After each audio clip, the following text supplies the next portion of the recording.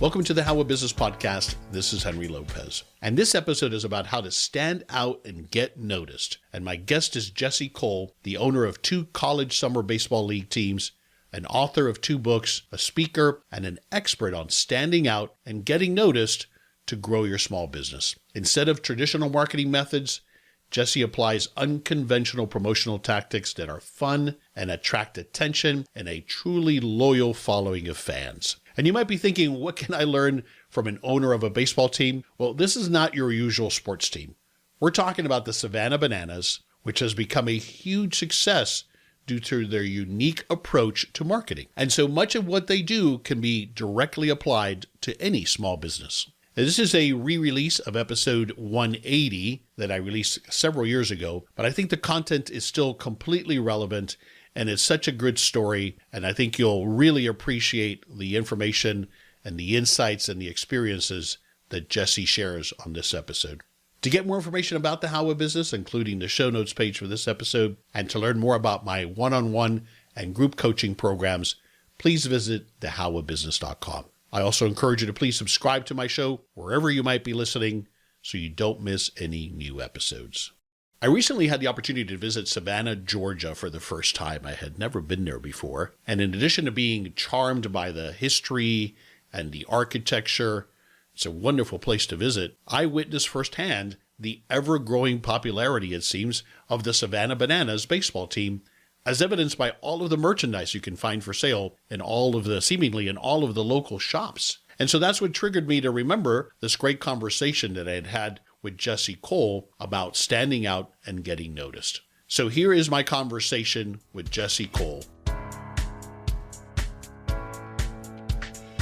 Welcome to the How of Business with your host, Henry Lopez, the podcast that helps you start, run, and grow your small business. And now, here is your host.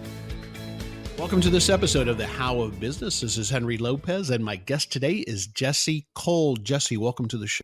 Excited to be here. Excited to have you. Jesse is the owner of Fans First Entertainment, who owns and operates the Savannah Bananas and the Gastonia Grizzlies. They're college summer baseball league teams, and we'll chat about that, obviously. Jesse and his teams have been featured on MSNBC, on CNN, and multiple times on ESPN. Cole is an in-demand speaker and the author of the newly released book, Find Your Yellow Tux, How to Be Successful by Standing Out. The Savannah Bananas have sold out 32 straight games. That is a lot in that league. They don't play that many games, so it is a tremendous success. And they have a waiting list in the thousands for tickets for this upcoming season. Jesse believes to be successful, you need to stand out and be different. He's passionate about creating attention, loving your customers more than your product, and more importantly, loving your employees more than your customers. So once again, Jesse Cole, welcome to the show. Henry, I think you've covered it all, so I think we're good. We're good. Ready to go. Well, at a minimum, you got to tell us about the yellow tux, because of course people can only listen, and if they don't go to the website or your website, they can't imagine this yellow tux that you wear all the time. Yes, I own a yellow tuxedo. It's not just one. I actually own 6 yellow tuxedos at this point. I've proposed to my wife in the middle of the game at a sold-out crowd in the yellow tux. Thank goodness she said yes. And I've slept in the yellow tux. It's become part of my life. But in a big picture scheme, it represents the fact that we look at baseball dramatically different than most. We look at it as a show. And P.T. Barnum's one of my biggest mentors. And literally, he was always dressed up, ready to put on a show. And I've kind of embodied that with our team. And that's what it is. It's about entertainment. It's about a show. And for us, we know what business we're really in. And it's not the baseball business. It's the entertainment business. So that's why the yellow tuxedo fits me and what I'm doing, and, kind of fits our whole theme of our business. Yeah, well, that's fantastic. And I think it translates so well to any other type of small business, that entertainment, or we might put it often as the customer experience that we create. But a lot of it translates, I think, Jesse. Oh, 100%. And that's what my book, Find Your Yellow Tux, is about. It's what is that one thing that you can be the best at? What is it that makes you stand out in either you or your business? And I've been able to work with a lot of businesses and try to find ways for them to stand out and create attention and really, focus on that customer experience. I think so many companies get into maintenance mode where they're just constantly trying to, have incremental gains, but we focus on big splashes and really creating that wow factor. And we've been very fortunate. It's been very successful. Yeah, I love that. All right, so let's go back a little bit. I believe you studied humanities and leadership in college. Tell me about what you were thinking then and what you wanted to be when you grew up. One of my biggest mentors as well is Bill Veeck, the famous baseball owner who he gave away 12 live lobsters to a fan during a game. He broke all the rules. And one of his quotes, it says, "I don't break the rules, but I merely test their elasticity." And I think I've done that my whole life. And when you bring back my major, it's funny, I don't even think about the humanities major because it wasn't even really offered. At college, I went to Wofford College, a small D1 school in Spartanburg, South Carolina. I went there to play baseball, and I literally didn't want to take any of the normal majors. Taking business econ, it was all about taking calculus and macroeconomics, which I was like, why do I need to take calculus to learn about business? So I developed my own major and started studying leadership and coaching and leadership in government, and really developed my own thing. And kind of I'm doing that ever since. I played baseball back, and then I tore my shoulder, and that ended my baseball career. And ever since then, I've really been trying to create my own path, and it's turned out to be pretty successful. And more than anything, Henry, just a lot of fun. I don't like playing by the rules, the 9 to 5. I like kind of doing my own thing, and we've failed a lot along the way, but I'll tell you, it's created some great stories. Have you always had this enthusiasm and attitude? I got to think, for example, when the baseball career came to an end, there has to have been a low point there. Oh. Has this always been your personality? I was an only child, surprisingly, always still fighting for attention and fighting to connect with people. So I've always had that in myself, my personality. But when I first found out that my baseball career was over, now I played my whole life. My whole goal was to play professional baseball. That's all I did. And I had the chance. I was talking to professional teams in college, and then I tore everything on my shoulder. And part of my capstone project for the humanities major and leadership major was to film myself throughout this process. And I remember turning the camera and saying that I'll never play baseball again. And it was one of the toughest moments I ever went through because I worked on it my whole life. And so for about 2-3 months, I was lost. I didn't know what I was going to want to do. And I thought about getting into coaching. And that was when I had the real aha moment, a mirror moment, as I call it in the book. I sat there watching baseball, and I realized I was completely and utterly bored, and that there's a huge difference between playing baseball and watching baseball. And at that moment, I realized we needed to change the game of baseball and make it more fun. And so from that point on, I really started having the enthusiasm, the energy, because I was building something different and not just building the typical thing that everyone else does. Now, the fans' first entertainment didn't come around to 2011. The teams that we'll get to in a moment didn't start till 2014. So just briefly tell me about what you were doing with yourself after college and before you found what you're doing now. So right out of college, I got a job. Crazily, I was an intern for 2 months for the lowest level of baseball, a team in Spartanburg, South Carolina. And I got offered the job as general manager of this team in Gastonia, North Carolina. So at 23 years old, I became the GM of a team. I don't know what the owner was thinking. It was pretty crazy. And I showed up that first day and I realized what he was thinking. The team couldn't get much worse than where it was.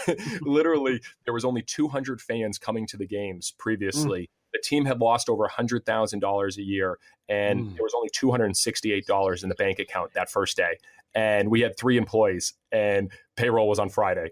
So that was my first day. And I realized at that point, we really had to dramatically turn around this team and make it not just about baseball. So that's where I started, just at 23 years old, with really the worst performing team in the country in a small town in Gastonia, North Carolina. Amazing. All right. So fans first, tell me about that starting and what that business was about. So that's been the whole change. Really the first few years, we just tried crazy things. To put it in perspective, we had grandma beauty pageants at the ballpark. Our players did choreographed dances during the games. I went in the dunk tank as the GM. We were pieing fans during the game. It was just all about this circus mentality. So all of a sudden people started talking about it. We created attention. But I was so focused on growth, and the team was growing, 500 fans, 1,000 fans, up to 2,000 fans. But I realized it was solely about the growth and the revenue and the attendance, and it wasn't really about our people. And we made this change to become fans first entertainment because we had an aha moment, and it said, you know what? Most companies, what they focus on is the product. They don't focus on the people. And so we changed our whole mentality to be about customers and the fans. But here's the secret, Henry.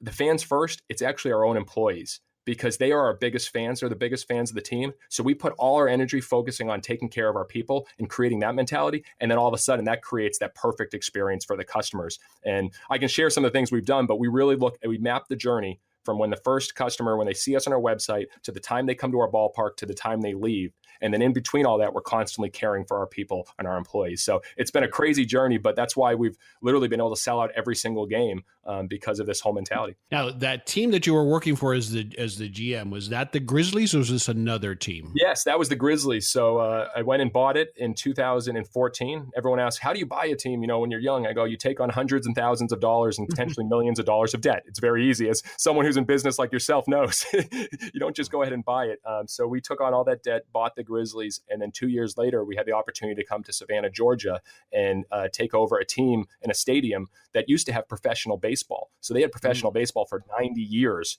And we came in as this low-level college summer team and had to really turn the whole perception of the community around. And we did after a long struggle. And I can share, my wife and I had to sell our house. We had to empty out our savings account. We were living on an airbed. I mean, it got really, really tough. But that's when we learned the biggest lessons. That's when you decided to buy the Savannah Bananas, or was that you started the Savannah Bananas, right? Or were they already existing? Yeah, it's just 2 years ago. I mean, we came to Savannah on October 5th, 2015, and literally we showed up that first day, and the phone lines were cut, the internet lines were cut, there was no office, so we had a picnic table in an old storage building. It was my wife and I and four millennials, people right out of college that said, we believe in you guys, we're going to do it. And we literally for months tried to get the community to buy into what we were doing about, baseball being more like entertainment, and no one believed in us. I mean, we sold one season ticket in the first 2 months. There was no revenue, nothing. And it got to a point in January that I got a phone call on Friday evening at 4:45, and we had overdrafted our account and we had no money left. And it was that point, my wife and I, we decided we had to sell our house and empty out our savings account and go all in to save this Savannah team. And that was just 2 years ago in January. And so we went all in and everything changed from there. But going back to the Grizzlies, when you bought that, you mentioned you got financing. Were you able to get that financing? Was the stadium and the land part of it? Or what was it that got you the financing? Meaning, no, go ahead. I'm sorry. Yeah. Basically, in the way it works in almost all ballparks and arenas, they're owned by the city. Okay. So the city owned it. So we were just buying the team and buying the assets. Basically the success that we had built is what we were buying. So I was fortunate to do owner financing with the previous owner and take on a serious amount of debt. That's what happened back in 2014.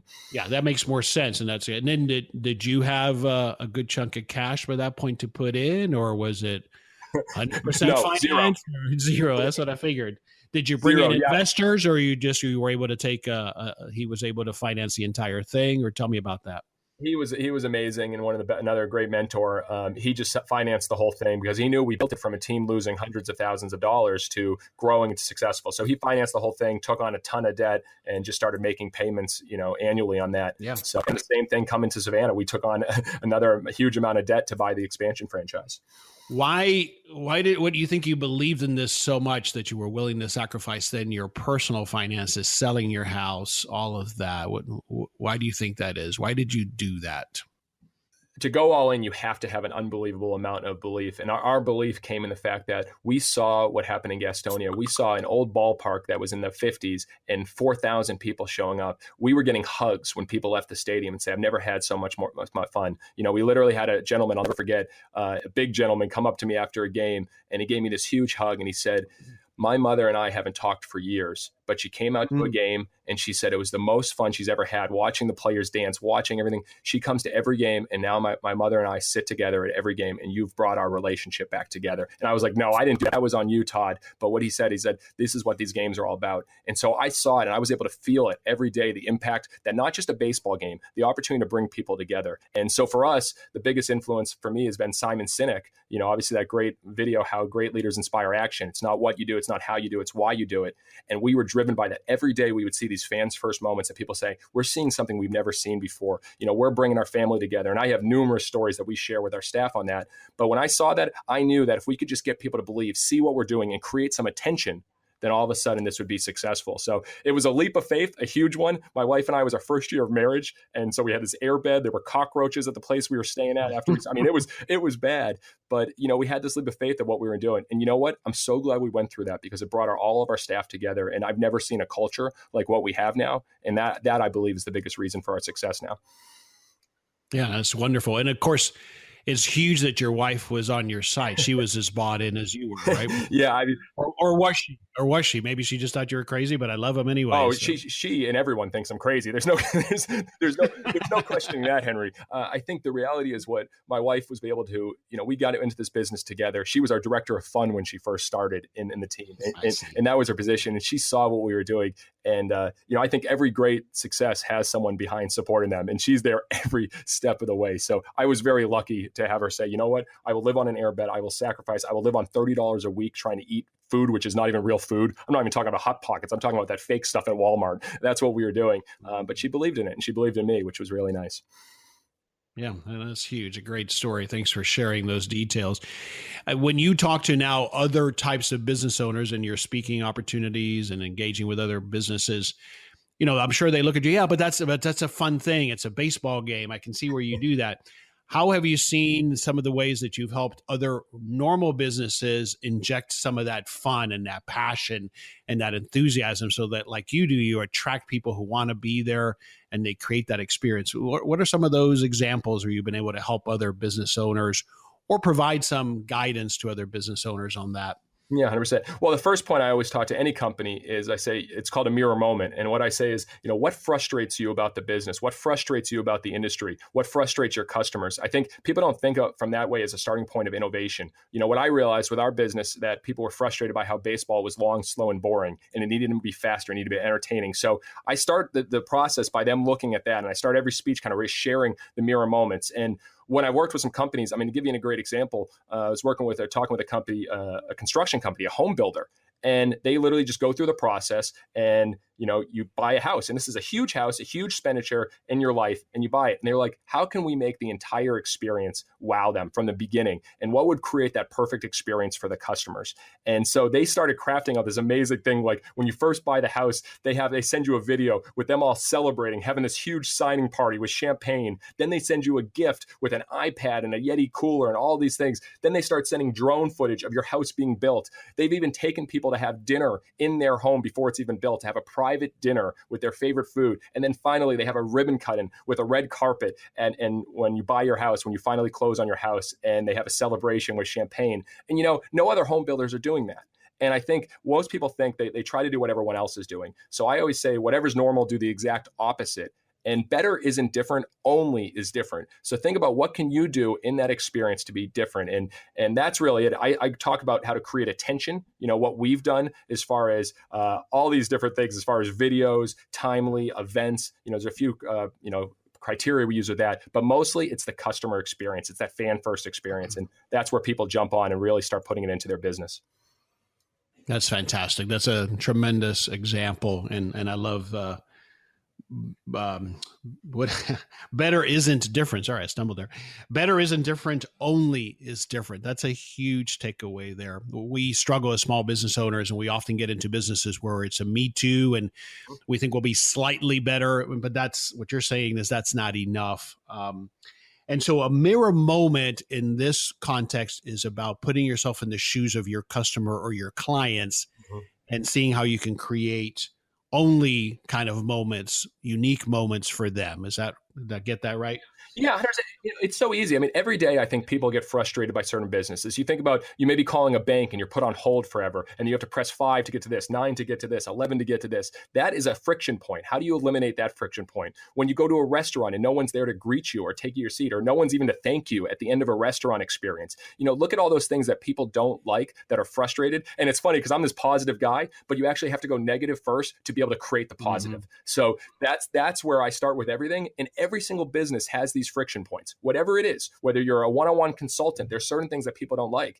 And I think it's tough. Sometimes you might even have to ask people and say, what about this process as friend to friend, do you not like? Mm-hmm. And if you get open answers, you can really start changing your business. And that's where you make a huge difference. Yeah. I'm with you there. All right. The book, which just came out, Find Your Yellow Tux, How to Be Successful by Standing Out. Why did you write this book? I'll never forget the day I was driving into the ballpark, and this was with our team in Gastonia, and I saw bumper to bumper traffic going in a different direction, going all the way into Charlotte. And I'm driving with no traffic and I'm going to work at a ballpark and literally have complete freedom in what I'm doing. And I was blown away. I was like, I've been able to create my own path, loving every day, having the time of my life and creating something special to make an impact. And I got the opportunity to speak at an event in New Jersey. And they said, what do you want to talk about? And I said, well, you know what? I found my yellow tux. I'd love to kind of share that story. And I gave the speech. It was in front of about 200 financial professionals, accountants, people in the finances, people that had nothing to do with baseball, what we're doing. And I gave the speech. And at the end, I was blown away. It was a standing ovation. They said they never had more of an impact on how to really look at their life differently, look at how they can stand out in business. And at that point, the people who put on the event, like, you got to write a book. And so I put it together, took over a year of writing the process. And the response has been tremendous. And it's interesting, Henry, here's the crazy thing. I thought this would be for young entrepreneurs. I'm getting a bigger response from actually retired people and older entrepreneurs that say they wish they could go back and do this differently. I'm like, you still can. Don't give up if you're retired. Have fun with it. So it's really, I've been fortunate that it's made an impact. And basically, it's just going to challenge the way of thinking. Don't live the 9 to 5. Don't feel like you're stuck. How to get out of that. And, that's where it's at. And I've been fortunate to be able to speak and share the message. The crazy guy in the yellow tuxedo. At first, people think I'm even crazy. And then at the end, they think I'm even crazier. But that's okay. But it's inspirational. It's interesting. The people who are retired to give you that feedback, I got to think as they look back with regret at how they didn't enjoy the journey. People regret the things that they haven't done. And, that's the thing. You don't really regret things that you've done. You regret things you haven't done. So that's why I say, everyone, just start, just do things, try things. I think it's hilarious. Will Ferrell gave a commencement speech recently, and I joke about this in my speech. The brilliant philosopher, Will Ferrell, said, keep throwing darts at the dartboard. You'll eventually hit the bullseye. And I think so many people get stuck just doing the same thing over and over and over again and hoping for different results. Try things, branch out there. I mean, Henry, you mentioned it yourself. I mean, you're doing so many things, that shiny object syndrome that we all have. But you know what? One of those things could turn into something that makes more happiness and create, much more of an impact than anything. So why not try it? I mean, I'm with you. The one thing is the way to go, but I say you got to try things before you know what your one thing is. All right. So let's dive in a little bit more now on some of the things you talk about in the book, about standing out and getting noticed, especially as we've already touched on for the other types of small business owners that are listening who don't have this great entertainment product that you have. But having said that, I think one of the huge takeaways is that wasn't what that whole ball game, literally and figuratively, was all about, right? It wasn't about that. You brought that to it, even though a million people told you, no, that's never been the way it's done. We've never done it that way before. That won't work in baseball, right?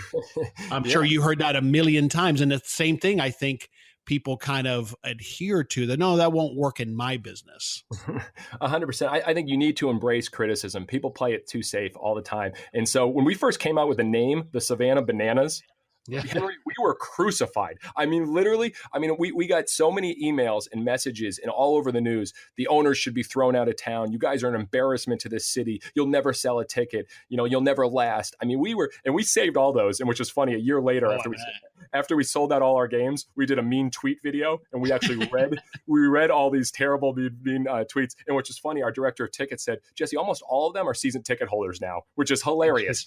But my point is, if you're not getting people talking, you have no attention. I say attention beats marketing 1,000% of the time. For our first 4 months in Savannah, we were marketing nonstop, but no one cared because we didn't have the eyes and the ears of the people. So we did something so big that we knew some people weren't going to like, but now they knew who we are. And now we could start building them into our fabric of what we mean about fans first and having fun and being crazy and different.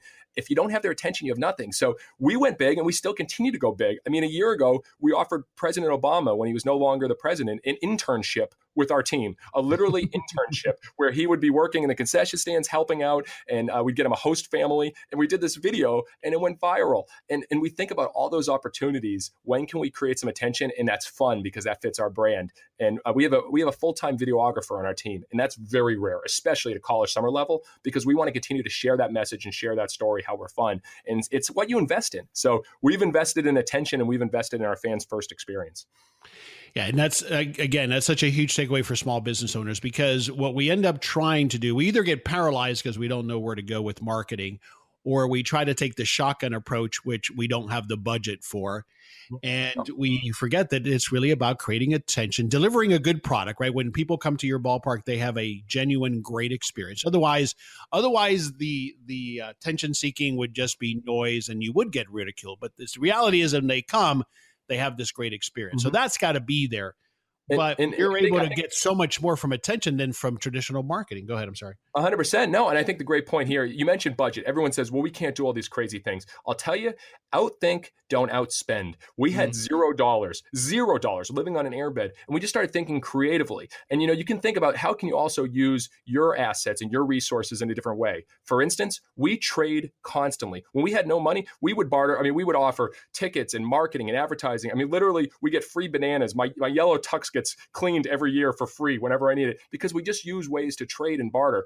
You just got to be creative. And I think everyone says, I can't spend, what's the budget? Do we have 10,000 to do this big event? No, just think a little outside the box and when you tell people what you're going to do and involve them. I mean, we had a pig come to our office a couple of weeks ago. We had a pig in our office because a team named themselves the Makin' Bacon, and we protested them and said, save the pigs, stop making bacon. And we had a pig in our office and did a video. The pig cost nothing. The pig's owner was happy that they were in a movie. You just think outside the box, and people want to be a part of the journey, especially if it's different. Yeah, no, I love it. How do you keep, Jesse, sometimes from that constant fun and coming up with crazy ideas from crossing a line? There's a line somewhere. I don't know where it is because it is a business at the end of the day, right? And you got to generate a profit and you got to pay your salaries and you got to take home a profit. How do you balance that? We cross it. I mean, to be honest, like a few months ago, we came out with Dolce and Banana underwear. Literally, most teams, they sell T-shirts and hats. We got tighty whities with a big banana on the crotch, and we sold that. And we did a Dolce Banana video with a person dressed up. I mean, literally taking the clothes off, showing the underwear in black and white with Italian music playing, just like the Dolce and Gabbana commercials, and put it out there. Most people laughed. Some people thought we were crazy and that they wouldn't buy tickets from us. But the reality is, we tried it, we had fun with it, and now underwear is still selling. People are buying underwear because it's different. So we've crossed the line. I mean, I've stopped games in the middle of the game to shoot movies. Our fans are literally sitting there waiting, and we're shooting a movie with our pitcher, our first baseman, in the middle of a game. We did a Bull Durham scene. So we're definitely not conventional. I mean, we have a breakdancing first base coach in the middle of the game is doing the moonwalk and Michael Jackson dance moves, while he's giving the signs. That's breaking the rules. But that's who we are, and that's our brand. So, I wish it'd be easy to say to a company, don't do that. But, we've learned from all of it. I think what our fans enjoy the fact that we're not playing it safe. That is our brand. That's who we are. So, I wish I could give, say, the practical advice, how do you balance that? I mean, I think anything that's dangerous, anything that's not safe, obviously we don't play with, but it's who we are. So we will continue to break the rules. Yeah, no, I'm with you there. Where I was more wanting to get is, how do you draw the line on the serious side of the business, which is that I still have to make a profit. I got to make sure my expenses are in line. I got to make sure, people are safe. Not that, like you said, you did the underwear thing and maybe people thought that was tasteless. And so maybe you cross the line. So what? But you pushed an envelope there. You pushed the border. But how do we balance the fun versus but the business side of it, how do you keep that so that you're running the fundamentals and making money and positioning yourself for the future? Do you understand what I'm asking there? Yeah, 100%. And we have structure, accountability, and urgency we talk about, but the simplistic of everything is fans first. And what we talked about, the biggest change we made is we actually stopped focusing on revenue. This is crazy, but we focus on impact. Most people, young people especially, we have all millennials in our office. You talk about how many dollars, how many tickets we're selling, all that revenue, it doesn't matter as much. So we know a number that if we impact 200,000 people, they come out to our ballpark. If 50,000 people buy merchandise from our website, we know that will take care of the revenue. So, for us, we still have those talks every week. We're talking about how many people can we impact, the greatest impact for the greatest amount of people. That's our focused everything. And then we know once we get that, our waiting list. I mean, we just put another priority list on sale because the waiting list has become so big. And today we're measuring. I mean, it's hundreds and getting into the thousands right away. That's what's exciting us. That's what's getting us going. And that will then take care of the revenue. So impact first, and then the revenue takes care of itself. Yeah, that's perfect. That's exactly what I was trying to understand. And I can see it now. You have fun, you try different things, but you also have the team focused on these key metrics, these key objectives that are going to make you financially successful so that you can continue delivering this experience. 100%. And I will challenge companies to look at it, say, stop just looking at dollars, because dollars don't mean as much. And if you focus, turn that around and look at people. and look at how many people, when you start doing that, that motivates our people every day. Wow, can we impact another 1,000 people today, 2,000 people? And it's changing. And that's why I think why we're selling out every game, and the revenue is completely taking care of itself. What did the players think initially when you called this thing the Bananas? Did they want to play for this team? Yeah, there was a lot of question marks. There was a lot of, here's what happened. They were so like, is this really our team? And they showed up that first day. And not only that, I said, guys, not only is this the name of your team, but we're going to teach you how to dance right now. And they were like, what? I'm like, we're going to learn how to dance. Here's our choreographed dance instructor, because we got to dance every game. And they were just blown away. And I go, guys, but in a few hours, we're going to have our fan fest. And that's just, basically it's, you guys have practice, practice. And we invite the fans if anybody wants to come. And I go, you're going to see something you've never seen before. So I teased, I took the guys outside, and this was on a fan fest, literally practice. There was no game. And there were thousands of people waiting outside to come watch the team practice. I go, guys, this is why this is going to be a different experience and the best summer of your life. And it's because of you guys. It's because of you dancing and giving roses to little girls in the game that we do every single game. They deliver roses and being out there and interacting. And I go, most ballparks will play in front of 300, 400, maybe 500 people. You're going to play in front of 4,000 people every night, and your practice is going to have 1,000 people. So again, it came back to the impact. And we talked about the difference they were making. So at that point, they were all in. They were, what can we do? Whatever we will do, they want to be a part of it. And so we'll hold the banana in the picture of you telling us. Yeah, 100%. Right? And we have them in videos. I mean, we did so many videos with the players. I mean, literally, we had a practice where they were just practicing with bananas, like taking batting practice with bananas. I mean, we had Dodge Banana where we threw bananas at them and a part of a video. I mean, they were part of the whole experience. But what happened is they're getting seen on Facebook and on YouTube by thousands of people. So these players are now celebrities. So I think they've really embraced what we're doing here. Yeah, that's fantastic. I would love to have seen their face the first time they saw that crowd, shock. Right? Yeah. Oh, yeah. Shock and disbelief.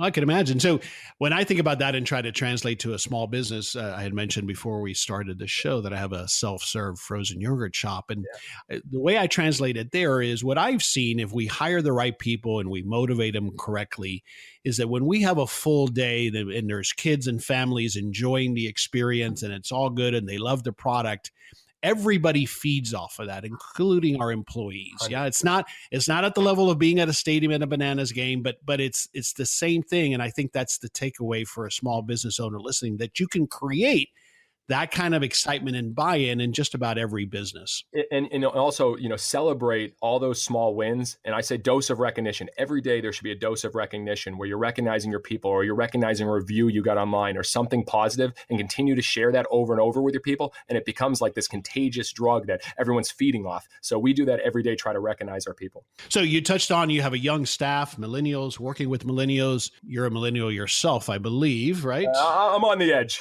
On the edge, right?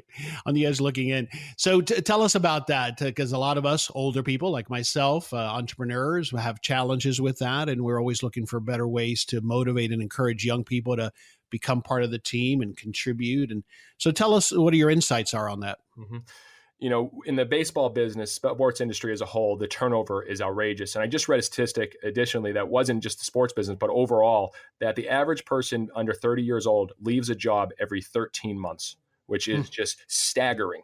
And I think it's because their focus of the company isn't on their people. So we have had zero turnover. I mean, zero. And we're 22 to 27 years old. And we actually, even this past year, we let our own people name their own salary and literally come up with their own salary. We have been able to empower our people, our young people, to feel like they're a part of it and feel ownership. There's no policies on our staff. You can take time off when you want, the hours, and this is crazy. But what happened is you treating these people as adults, and I think they don't work for you. As a leader, you work for your people. What are you doing every day to help them grow? We have a better book club here where we actually pay our people to read. And we learned that from Arnie Malham and the great book, Worth Doing Wrong. We pay our people to read.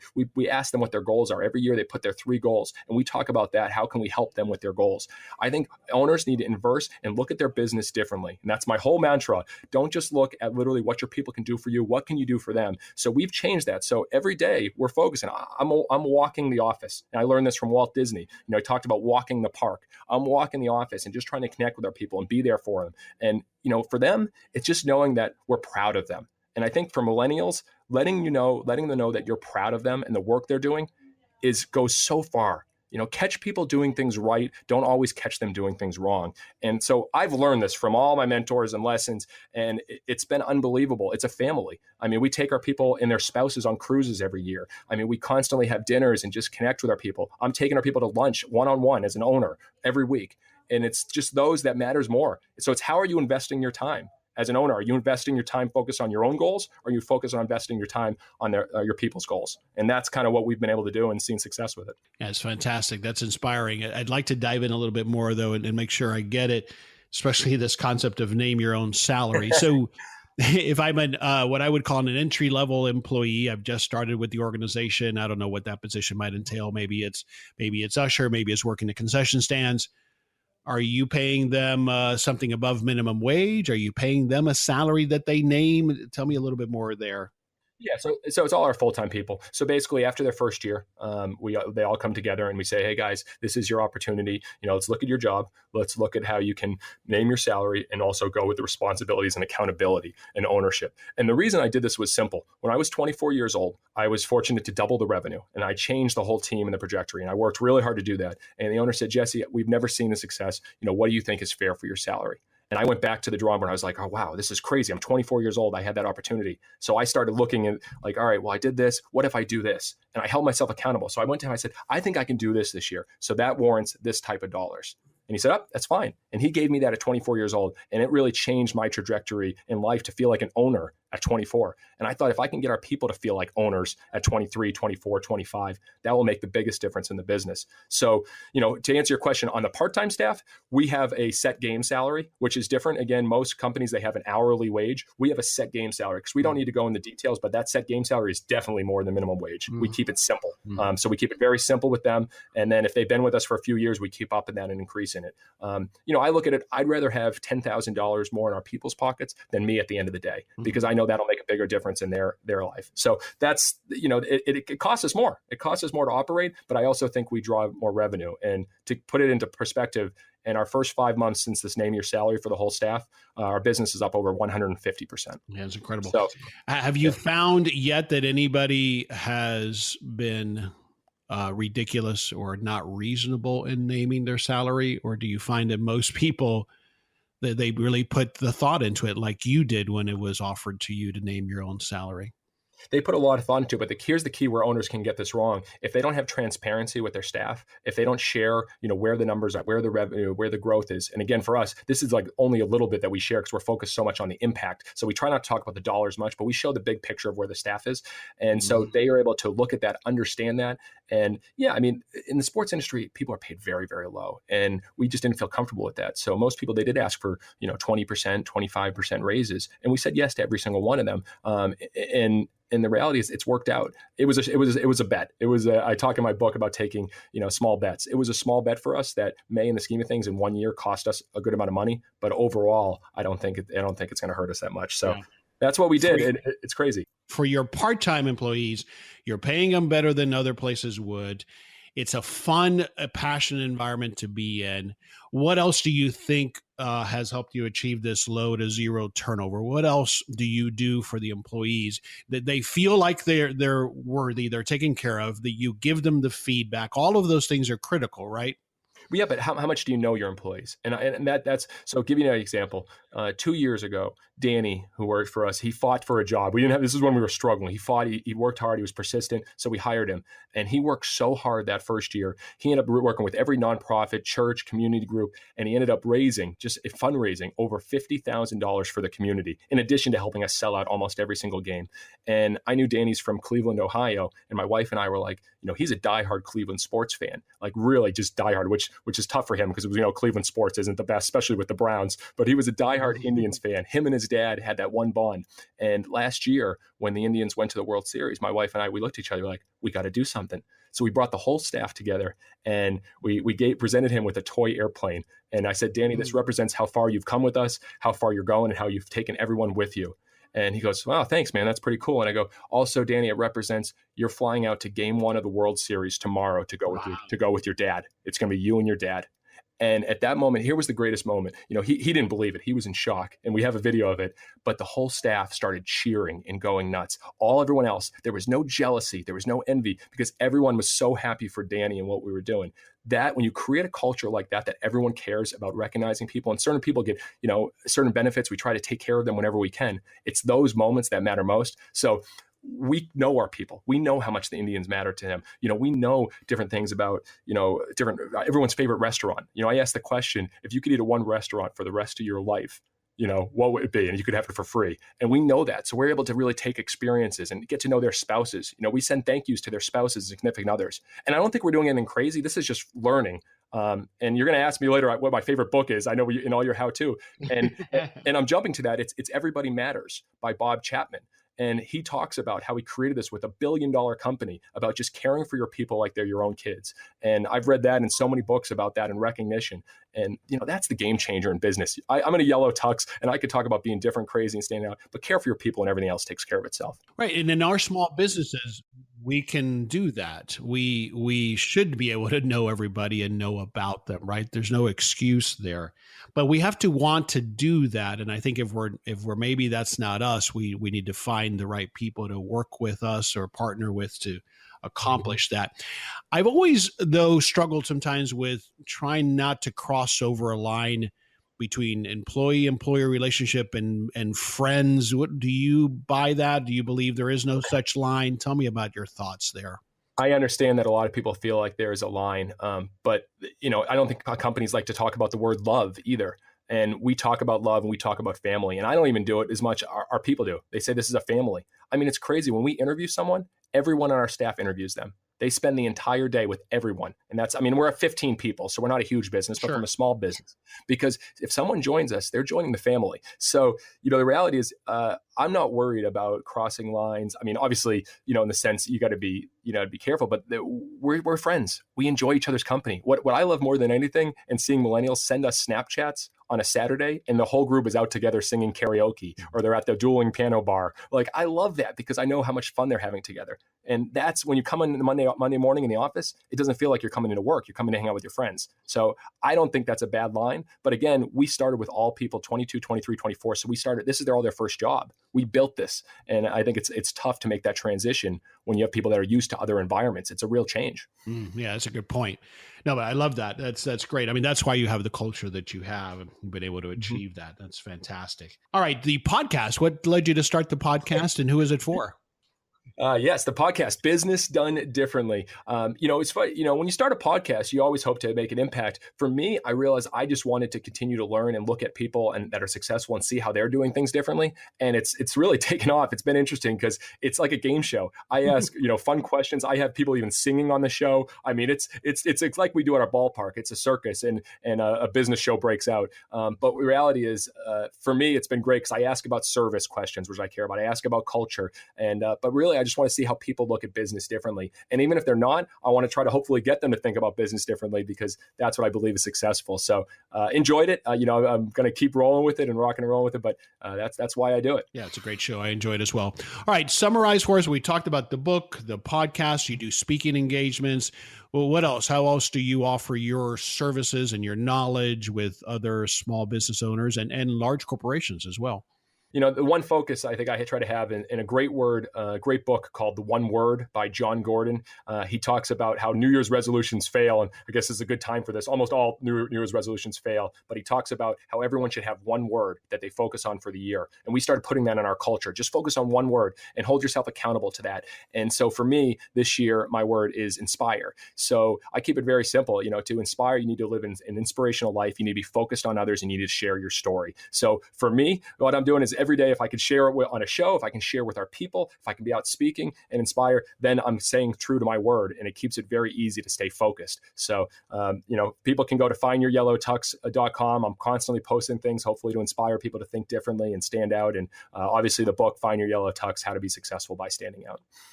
So inspiring other people, your team, other people that you come in contact with is a big focus for you. What else do you love about what you do today?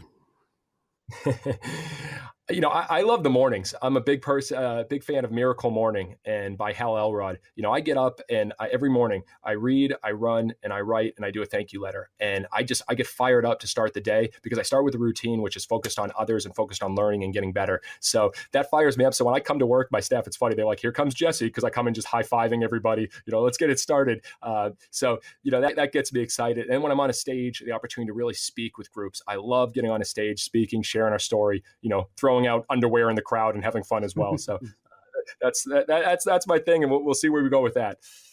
Yeah.